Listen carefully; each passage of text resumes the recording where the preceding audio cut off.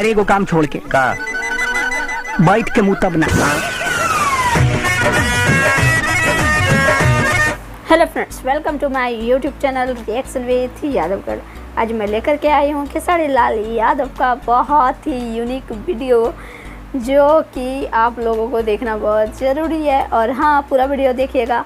इस song का नाम है पुराना सॉन्ग है, जो कि बहुत ही ज़्यादा मज़ेदार है। इस सॉन्ग में वो अलग ही लुक में दिख रहे हैं, जो कि थोड़ा शुरू से लेकर के लास्ट तक फनी है उनका ये अंदाज। सॉन्ग का नाम है बेटा राउर पी के रोज करेला ड्रामा, खेसारी लाल यादव प्यार झुकता नहीं। हाँ, तो चलिए बिना किसी देरी के वीडियो को प्ले करते हैं, साथ में मिलकर के देखते हैं। इसके बाद आप लोग कमेंट करने के लिए रेडी रहना। तो चलिए वीडियो को प्ले करते हैं। मौगुआ महुरवा रे अरे जौन भी बसला सुनना सुनो झिंगा झिंगा मेहरा रुक कर तरी सर ओंगा ओंगा करिए करब कुछ गबड़ैला सर हमारा जब मुंह चिवड़ा हो जाए। मगर एगो काम छोड़ के का बैठ के मुंह तब ना।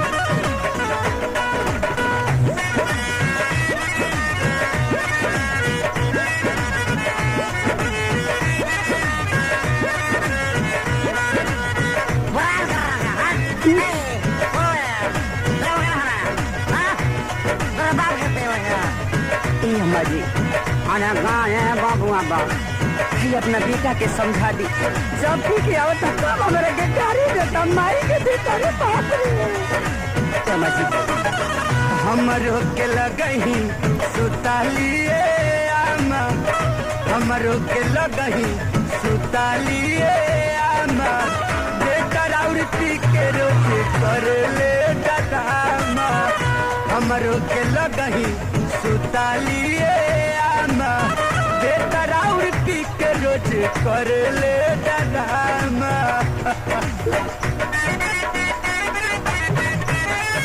गजब।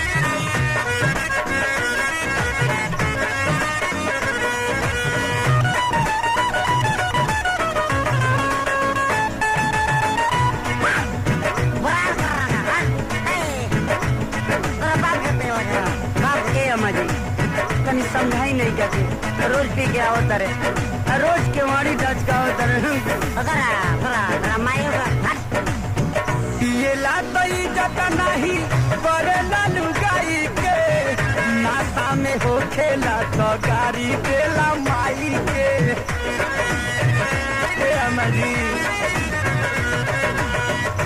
ये ला तो इज्जत नहीं करे लालू गाई के नासा में हो खेला तो गाड़ी देला माई के हाथ जाला जामा खुल जाला पाए जामा हाथ जाला जामा खुल जाला पाए जामा बेटा राउर पी के रोज कर ले डरामा हमरो के लगही सुतालिए आमा बेटा राउर पी के रोज कर ले रे बाप रे।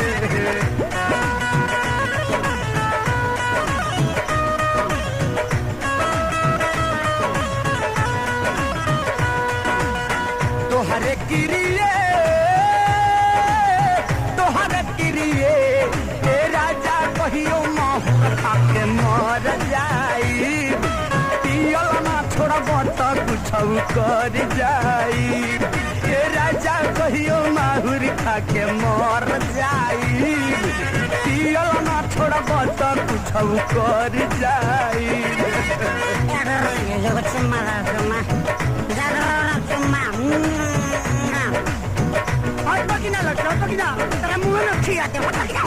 अरे जाए जाए बाबू आबा जाए द बाबू पिया ले खाया बा निपा में बा शादी कह के अगुआ हमसे पहले बाटे भोखा ले देला चुमा तो बासाला जैसे बोका रे बाप रे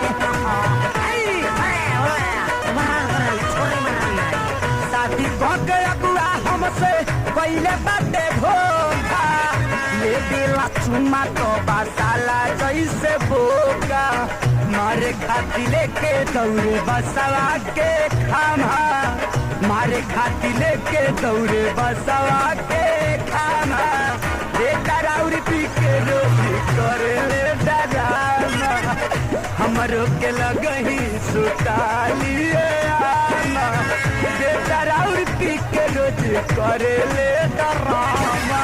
अरे बाप रे। तो था ना एक अलग ही सॉन्ग वीडियो खेसारी लाल यादव का लुक।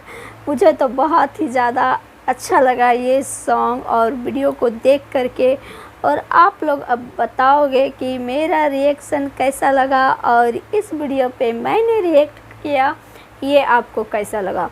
और हाँ, चैनल पे अगर नए हो तो चैनल को सब्सक्राइब कर लीजिएगा और वीडियो को ज़रूर लाइक कीजिएगा और कमेंट बॉक्स में कमेंट करना बिल्कुल भी मत भूलिएगा। तो चलिए मिलते हैं नेक्स्ट वीडियो में। फ़िलहाल के लिए टाटा बाय बाय।